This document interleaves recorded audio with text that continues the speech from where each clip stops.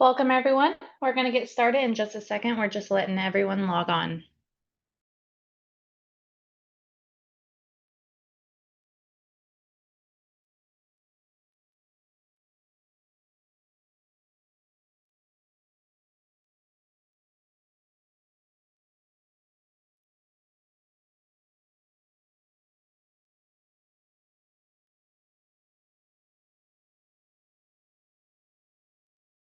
Again, if you're just joining us, we're going to get started in just a minute.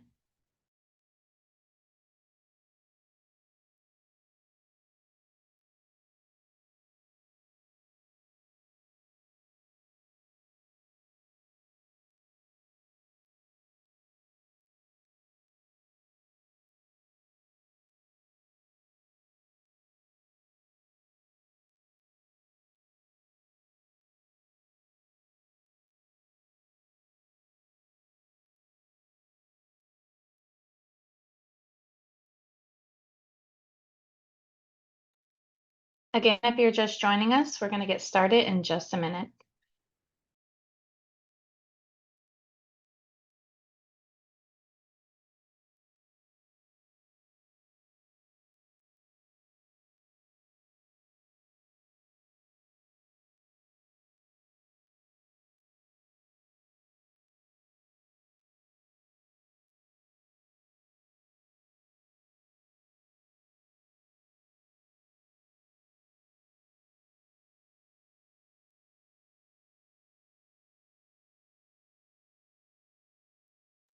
If you're just joining us, we're going to get started in just a minute. We're letting everyone log on.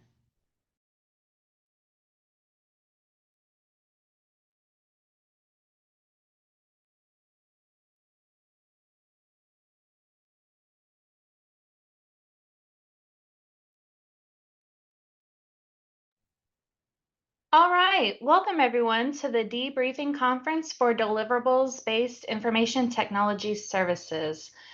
Before we get started, we're going to go over a few webinar notes. I would like to remind everyone that you can switch between your computer audio and your phone call. And if everybody can please raise their hand to confirm that they can hear me. Perfect. Thank you all so much. I would like to remind everyone that this is a debriefing conference, so the attendees will be muted and no questions will be allowed. And I will now turn it over to Vanya.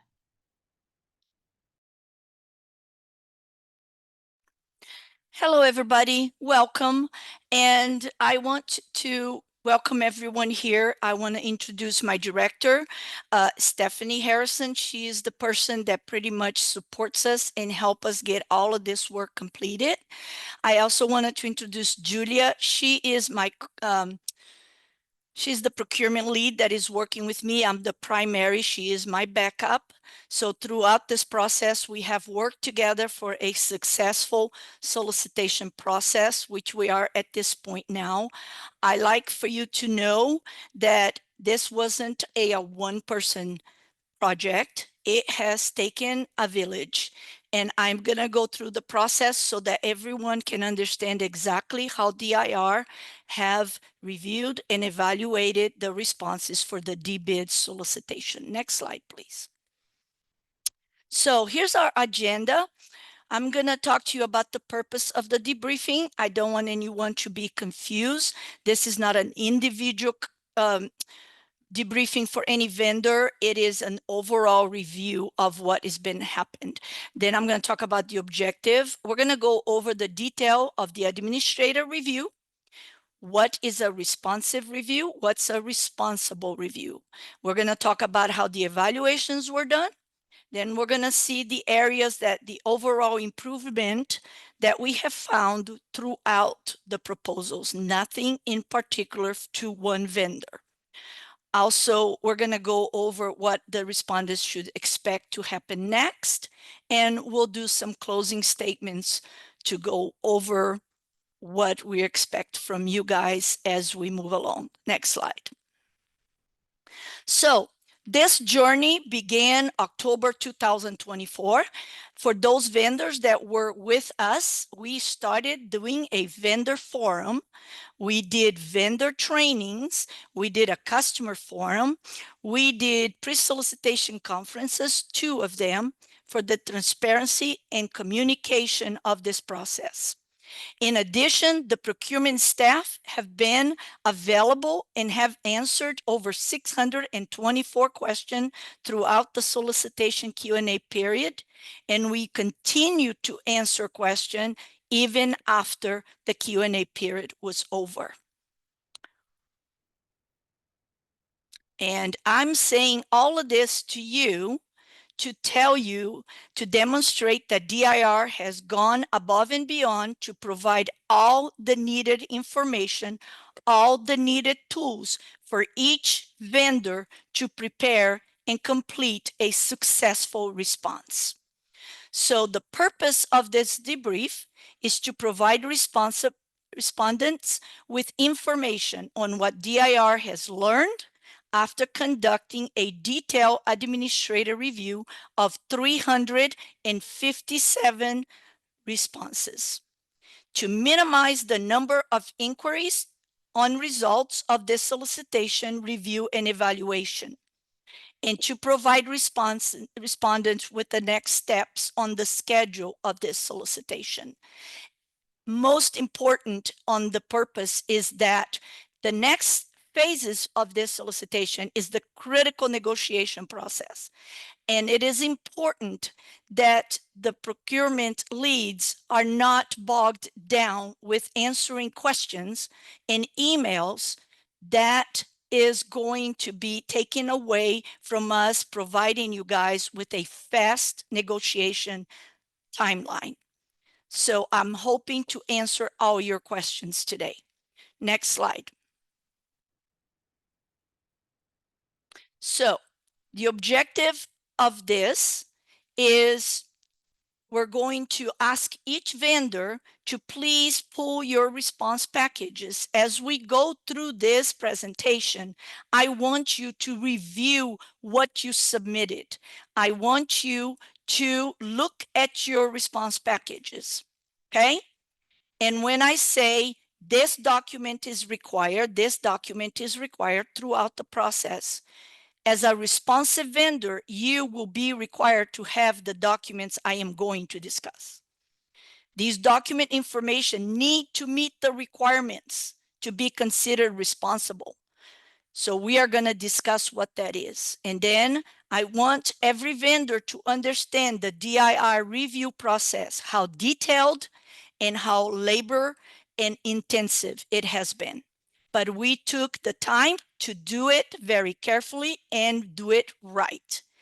And for the vendors to understand the next step on the process and what they're going to receive from us. Next slide. So, what's a responsive review? Next slide. So, based on the procurement guide from the CPA, a responsive proposal is one that fully adheres to all the documents requirements outlined in a request for offer. That means that every document that we requested, you provided. And each one of those documents are completed, are signed according to the RFO instructions, okay? And any additional required documentation are provided and clearly labeled that the company establishment documentation was provided to meet the requirements. Next slide.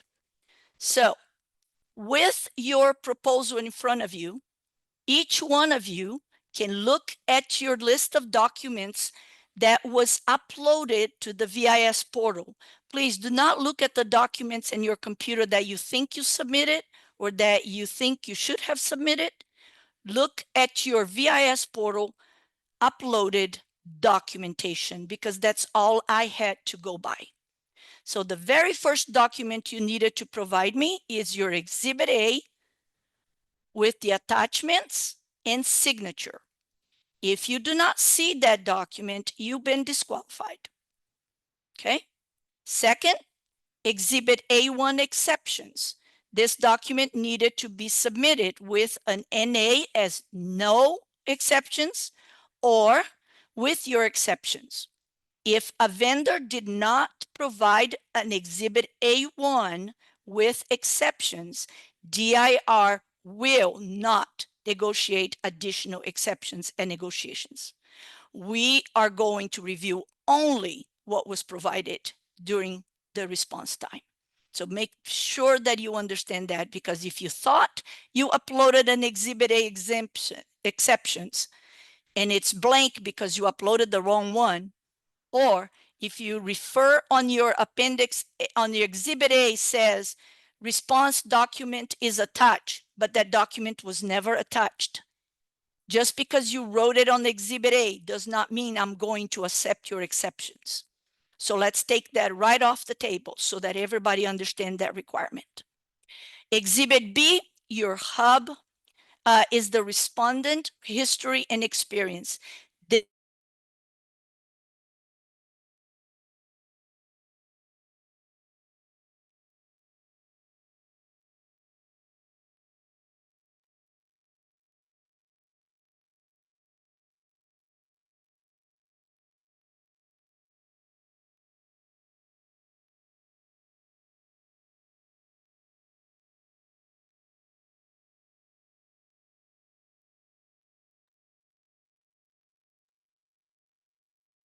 Looks like we're having some technical difficulties. Give us just a minute.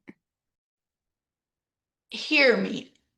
My computer just gave me a notice that I was having problems with my microphone, so I'm checking. We can hear you now. Patty, can you check to make sure everybody can hear me? If you have good All right, audio connection, we'll move on please then. raise your hand. So Exhibit C, contract marketing and support plan. Can you go That back to attachment the Vanya, was you required. It was another most important evaluation piece of documentation. You needed to provide 2 attachments with this Exhibit C. Not everybody did that. So I want to make sure you understand, if those documents are not there, we could not evaluate you. Okay? That was an automatic 0 on that section, so that you know. Number 5, it's your hub subcontracting plan with all of your documentation. So method A, method B, whatever method you chose, you should have set up all the backup. Okay, and we'll talk more about that later. I guess I need to go back to Exhibit B. Apparently the microphone wasn't working at the time. So Exhibit B, respondent history and experience, the most important document on your solicitation package, 60% of your score. If you did not submit this document, you will not be evaluated under that area. That is 60% of your score. So please note in your document set, if you did not submit an Exhibit B, it is a very critical document, and there were vendors that did not, so that you know.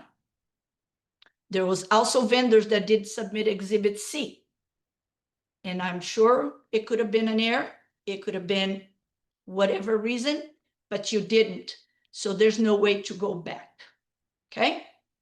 Let's go to Exhibit F, release of liability. This is a document that if you provide it, it can be useful. If you didn't, it is okay.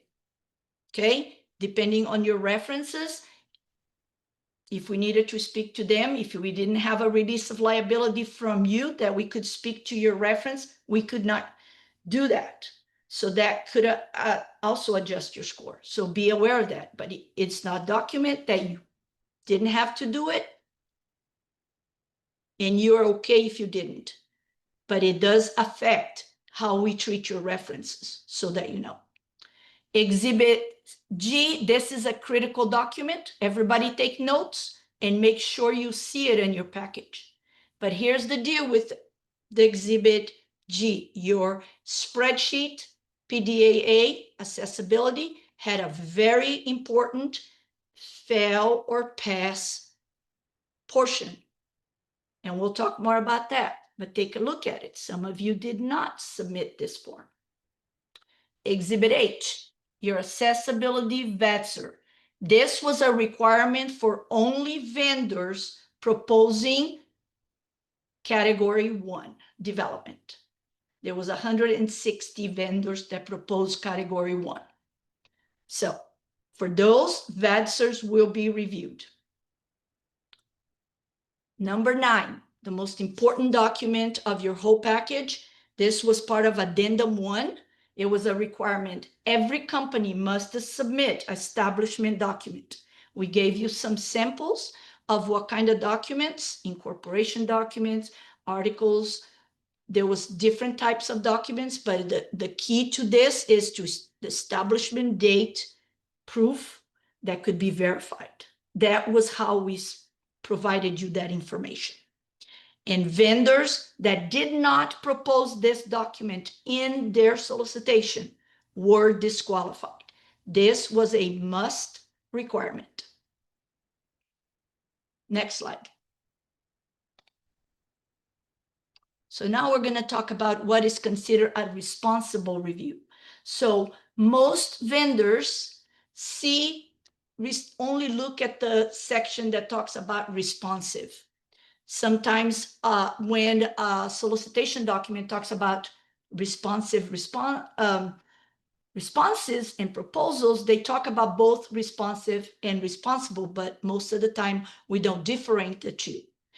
The contract management guide differentiates the two as follows. Responsive means you provided all the documents. Responsible means you meet the requirements with those documents. Okay, so if you just provide all those documents, but you don't meet the requirements, you're not going to pass it. Okay, so what are we looking at? First, you have immediately administrative review, pass or fail. If you're responsive and you provided all the documents, you pass. So now we're going to look at responsible. Do you provide your hub form? Well, did you provide your PDAA? Did you have your PDAA completed? Did you have your financial DUNS number and was it correct? And did it pass the scoring requirement? Did your company establishment document that you provided, does it have the 5 years requirement if you provided category 1? Or 3 or more years if you had 2, 3, and 4. That's being responsible. You meet those requirements. And then there was the scope review. And we're going to talk more about that in the next slides. Next slide.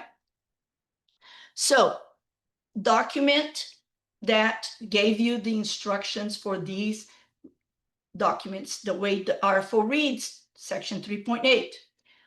Respondents will follow the instructions set forth in the following exhibits, attachments to this RFO. So you were giving every single instructions for every single document to how to fill it out, how to upload it. You were giving detailed instructions, what was required, how to respond. Respondents' response must be consistent with the structure, sequencing, and terminology used in this RFO. Those are very important instructions that sometimes people just go over it and don't understand it. And then your response reflects that. Okay, so must be aware of these requirements. So on the exhibit A, what was the requirement? Next slide. So exhibit A, section 4.1, the evaluation of response, amendment through addendum number 4.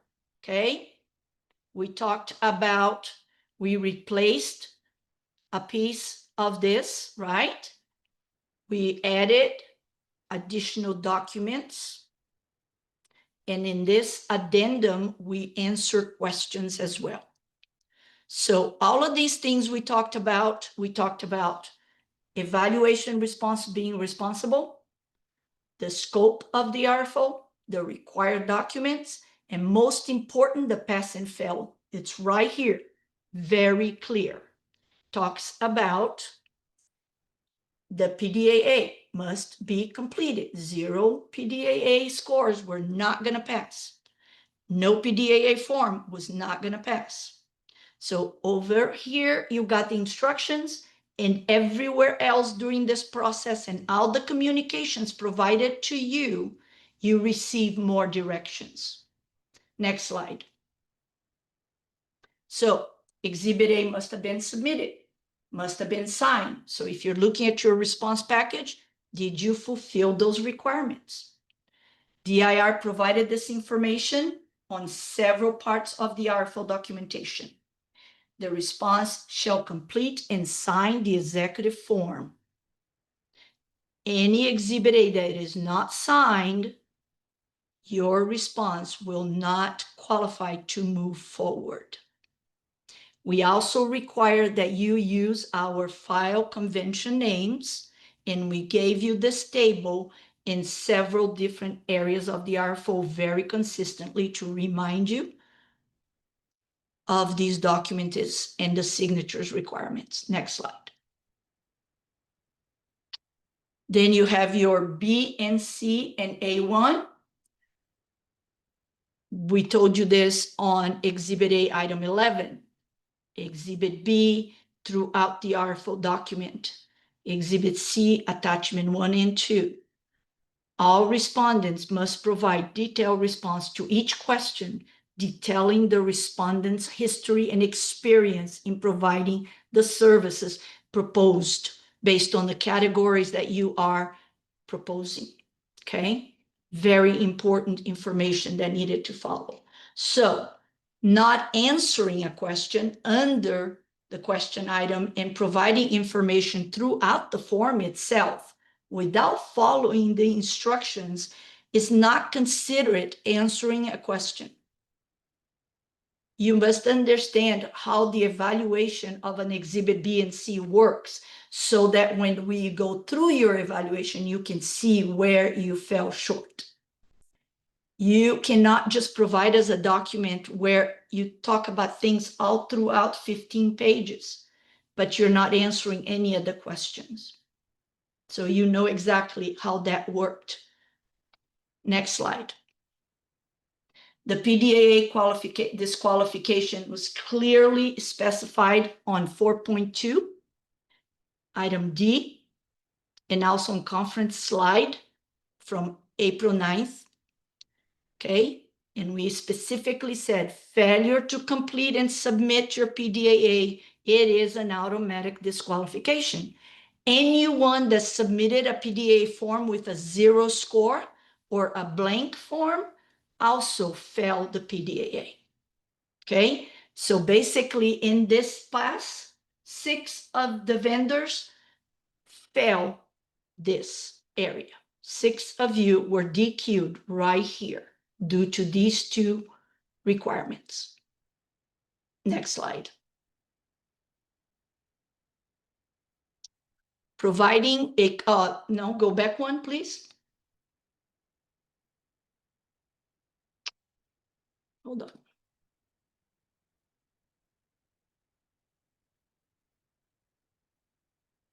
Okay, yes, go to the next slide. Okay. There we go. So hub plan disqualification, section 3.4.1 of the RFO. What are the requirements? You were disqualified. 1, no hub plan submitted. 2, you completed the wrong method. If based on your company, you either had to do A or B. If you completed the wrong one, you did not pass this. You did not provide the backup documentation for the appropriate method. So on the hub solicitation, so that you know, 251 vendors out of 357 companies were in what we call clarification status for the period of the review and evaluation, which we worked with each individual vendor to resolve your issues so that you would move to evaluations. Only 3 vendors were DQ'd at this stage. Next slide. Company establishment documentation disqualification. So we explained to you on addendum 1. We put it in several of the slides on our pre-proposal conference. We discussed it, and in every question on all the addendums, we explained that this document was a requirement. It was not a maybe, it was not it was a requirement. And it's very clear when it says must provide this document, not may, not should, must. Next slide. So addendum 1, we talked about it again. They will provide as part of their response documentation. Next slide. We talked about it again. So basically, this was a very important piece of document that was completely different from most of the RFOs in the past. So a lot of people that were accustomed to DIR way of doing things or thought they knew and didn't read the requirements did not provide what was required for this document. And 27 vendors were disqualified for not providing a company establishment document with your response. So if you look at your response right now, like I asked you earlier to review, you're in Bitstamp, you're in VIS portal, you're at your, and you look at all the documents that you provided us. If you don't see a company establishment document of whatever kind it was, if you did not provide it, you were disqualified and did not move to negotiate to evaluations. Very simple. And as you can see, based on the language and on all the information provided, there's no room for misunderstanding here. We either had your document and were able to verify that you had your 5 years or your 3 years, or you did not have a document and we did not pass you. Very simple, straightforward. Next slide. Next slide. All right. Next, financial review. So the requirement was that at the time the DUNS report was run for the financial review of the solicitation, your SCR score was to be 9 or above. I mean 9 or below, sorry. That should have said below. I will correct that. So if you had a 9 or above, you failed. And there was only 2 vendors that failed this part of, and there were 76 vendors that were under clarification that did not have a 3-way match, which was very critical to the review of your financial review. In order to pass financial review, you were to have a score 9 or below. If you had a 9 or above, you failed. You were supposed to have a 3-way match. And remember, I told you guys a 4-way match is my preference, but 3-way will do it. Some of you did not have a 3-way match, and we worked together and we worked with these 76 vendors to make sure that everybody passed, okay? And we worked very close with everyone and we made it through it, and only 2 vendors failed financial because of the SR score at 9, okay? Next slide. So what was the information that must match? Your legal name, your corporate address, your FIN number, and your DUNS number. Those things needed to match between your response document Exhibit A, your VIS portal, and your SOS registration, all along with the DUNS number. So a lot of you, I'm very, very happy that throughout the process of what we worked together doing the preparation of this solicitation, we only had 76 issues. And that is a record for 357 responses. And we got through all of them. And it was pretty quick comparing to the numbers. Next slide. So next, we're going to do an RFO scope review. That's what we did next. So we worked through all this process with each response. And we were separating the ones that make it, the ones that don't, and we put them. And now it's time for the remainder vendors that have passed financial, hub, PDAA, and requirement documentation to review scope. So there was 4 categories. And how did DIR review the scope? So the number one, next slide. The most important question of all the documents you provided us was Exhibit B, question number 3, in your references. Why? Because DIR question was very clear. Using this document, and in no more than 3 pages per category that you are proposing. So if you propose R4, I'm going to read 12 pages, right? Provide a summary of the respondent's experience with a focus on projects completed within the 5 years, not older than 5, within 5 years. If serving as a subcontractor, respondents should clearly indicate the percentage of the work for which it was directly responsible. No marketing materials and no links to website was allowed. So what was we're looking for here, guys? We're looking for projects. We were looking for you to list a project, give us the project name, maybe if you wanted to, the customer name, but give us the project scope, give us the project budget, give us the project timeline, and what was that you did that show us your experience that meets this RFO scope.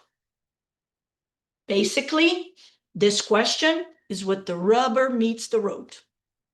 And it told us everything we needed to know. Next question. So what did we do? We had 3 different people, very qualified individuals, that looked at every single one of your response Exhibit B, question 3, along with your references to notice and make sure that you had what it needed to meet the qualifications of your experience based on what you propose. Okay? So if you wrote your company history, and in your company history, you talked about all kinds of stuff, but you failed to show us how the experience of your company within a project. If you spend most of your time giving us information on question 1, and you did not give us what we needed, which was your actual project experience to show that you met the qualifications, you did not answer the question. Okay? And in some cases, we looked at your references to validate your project information that you provided on question 1. We didn't just do this once, guys. We did this 3 times. And we had 3 different people look at it. And then after that, we had vendors that did not provide projects that answer question number 1 and 3 with marketing propaganda information. We had vendors that simply did not answer the question at all. Okay? And a lot of vendors provided us with projects that were older than 5 years, which we took a little bit in consideration, but we couldn't take it all because the requirement was within the last 5 years. Now, there were vendors that provided us with 5 projects that were ongoing past the 5 years. So they started way before, but they're still active. We considered those because they're still active, even though they started a lot longer than 5 years, but they hadn't finished yet. So next slide.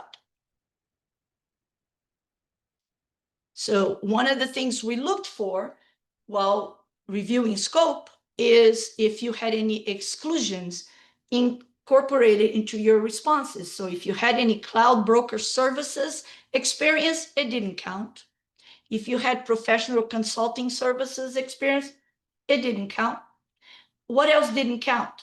If you had projects that simply told me that you did software maintenance for a customer, that didn't count.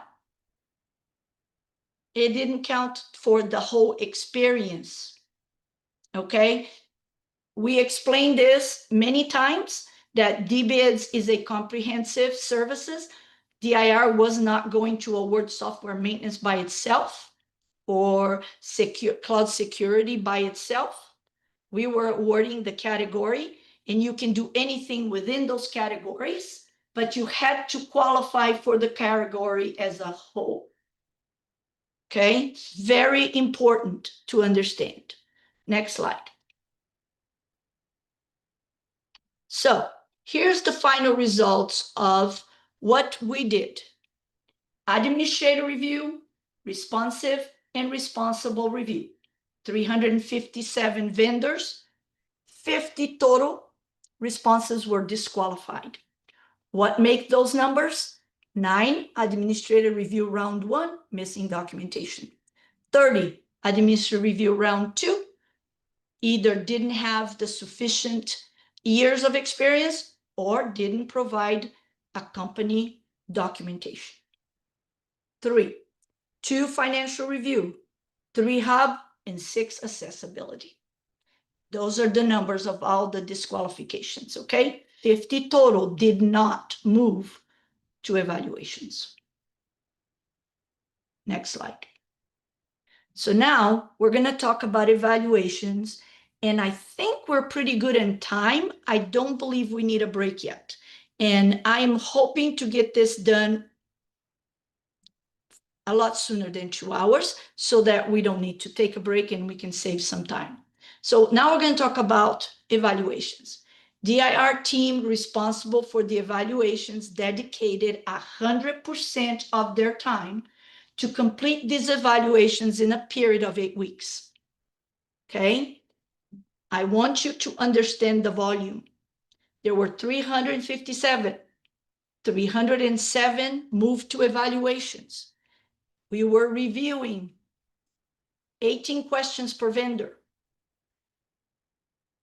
Almost 10,000 questions were reviewed. Okay? So we put a lot of time and a lot of effort, and the evaluating team was an amazing team, super qualified. We had a technical expert, we had a contract management expert, and we had a procurement person, totally very an expert on the scope of this RFO, because this person been with the project since October. So totally knowledgeable about the requirements. So I'm very happy that we had a superb evaluating team. Now, what did we evaluate it? So your exhibit B was 60% of your score. So based on the information I've been giving you, you pretty much know how you did. And exhibit C, 40% of your score, right? So what are the things that we found the most on this document missing? People just didn't get part 2 very well. Everybody got marketing plan. Seems that you all know how to market. But the second part was a little more difficult, and we did find some good ones, but we had some struggles here. And the most important part on this section, a lot of you did not provide us the right attachments for Exhibit C. Next slide. So, let's see. Can you go back one? Okay. Yes, thank you. So at a high level overview, we consider your information submitted with your response forms. Any information provided outside of your response or over the page limits were not considered. Okay. We look at your history and experience. All of the people that received references, they were combined with your Exhibit B. We reviewed your experience to add points to your evaluation, but if you did not have references, it did not affect your evaluation in a negative way. Next slide. So, under the evaluations, there is a very point that is very important. We told the vendor community more than once that you did not need to be fully registered and active in the state of Texas to receive a contract. But we did tell you that at this point, intent to negotiate, that you would have to be registered and active in order to move to get a contract. 14 of the vendors did not have this requirement met. Therefore, they will not move to negotiation, even though they made the competitive break. Okay? Our competitive break was marked as 75. Why is DBITS? We require quality. We require vendors that are very high level to do the work that this contract solicitation scope requires. Next slide. So basically, what are the areas of improvement that I recommend for our vendor community on the DBITS project? Some respondents did not follow instructions. Company history did not tell a chronological story of the company progression in growth and experience. A lot of you just did a lot of advertisement and marketing of your company in your company history. Some respondents did not demonstrate the years of experience for the category they were pursuing. Some respondents failed to provide actual relevant details regarding completed projects in relation to the categories they were pursuing. Some respondents did not provide project references to the categories they were pursuing or provided projects older than 5 years. So following instructions, understanding requirements. Some respondents failed to answer the questions completely. Next slide.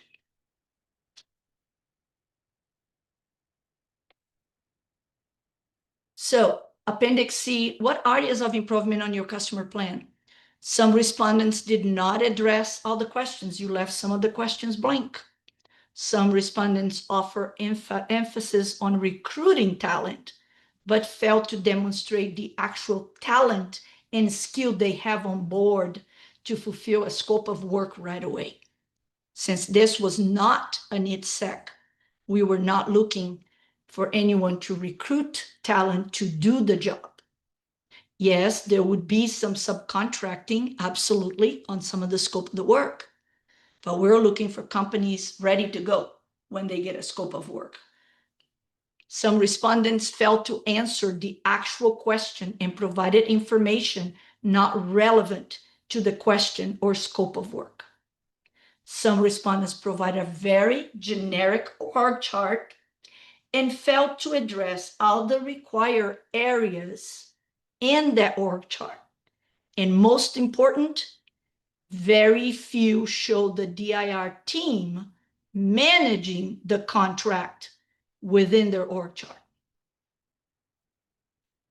Some respondents did not provide attachments at all. And some respondents did not provide a sample of an actual SLA. And a lot of vendors missed answering question 5, which was supposed to go along with the 2 attachments. Missed that completely. Okay, next slide. So now we're going to talk about how the competitive break came along and what we did next. So the high level overview of a competitive break is when our responses were scored, DIR determined the competitive breaks existed. DIR did not have a predetermined number of awards. The competitive break were determined for each of the 4 major categories. DIR used a set methodology for determining where the break occurred. Mathematically, arranging the scores in the orders of highest to lowest and determining the average between each response scores to find the break. Okay, next slide. So the categories of category 1 is application development. We had several different sets, combination of category 1 with 2 and 3, category 1 with 3 and 4. Basically, we took category 1. So we had 272 vendors that proposed category 1. Remember, I told you 160 early proposed all 4 categories, right? But out of all of these, 272, only 155 made a competitive break. And the break is vendors that propose all 4, 95, and so forth and so on based on the categories. There are vendors that propose just 1 category. Okay, so these are the numbers that came from category 1 in the category 1 sets. Next slide. So category 2, vendors that proposed category 2 with different combinations, there were 13 that didn't propose category 1, that proposed category 2. 13 vendors made the intent to negotiate. 23 total. And the score was 75.34 where the break occurred. Okay, next slide. So category 3 only, or 3 and 4, 10 vendors proposed category 3. No category 1, no category 2, just 3 and 4 or 3 by itself. Only 3 made the competitive break at 75.33. So as you can see, the overall break is at 75 or above, right? Next slide. For category 4, we only had 1 vendor that only proposed category 4, but he did not make the 75 competitive break. Therefore, we did not award any vendor that proposed category 4 only. But there's plenty of vendors proposing category 4 in different combinations all through, and we fulfill our requirements that have at least 6 vendors for our customers to use with any given of their thresholds of requirements for procurement on our categories. Next slide. So what is next? We have done the job, we have worked, we have finished, and now we're going to go to the next step. Okay, next slide. So vendors will be notified. Hopefully by tomorrow at 5, you will get your notices. If you were DQ'd, you missed the intent to negotiate, and if you're moving to negotiations. Those 3 email sets are going to go out as soon as our negotiation recommendation package is signed off by DIR Executive Management during and DocuSign, which we should get sometime today. It's routing as we speak. Okay, so vendors that moved into negotiation will receive the kickoff package in the mail with a specific deadline for response. We're going to be strict to that deadline. If we not received your kickoff email response according to the instructions, we will cease to negotiate. Okay, there are 155 vendors. We need to move quickly. We have a lot of work to do to meet the deadlines for this project. Therefore, we cannot allow lack of response from every vendor. We don't have that kind of time. So be diligent. Be sure you are getting DIR emails to make sure that you responded on time. Okay? Vendors are going to be lined up to the negotiation schedule based on the date and time that I received their kickoff response email. And I will have a chart and I will let you know. Every second counts, no matter what time you are, you're going to be organized in the order of your kickoff response. Okay? And later on, management will have to approve the negotiation schedule, and I will let you all know what that is once we are done and we start negotiations. Okay? Next slide. Well, I made it short than an hour. I want to thank everyone that is in this conference. I want to thank you for your time and your diligence on making your proposals and participating in the DIR solicitation process. I want you to know that this entire project was not a one-man show. It took over 30 people to complete everything we had to do in a short period of 60 days.